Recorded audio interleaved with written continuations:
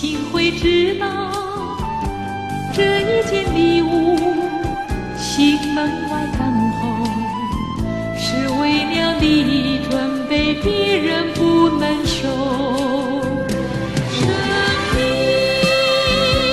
有限，时光一回走，如果你不珍惜，机会难留。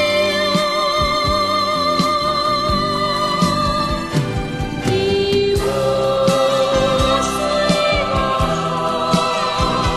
如果你不要，你怎么能够得到？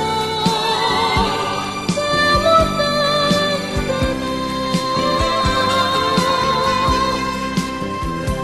亲爱的朋友，你是否想到，马槽的樱花是为你而来？亲爱的朋友，你是否了解，最好的礼物是人子主耶稣。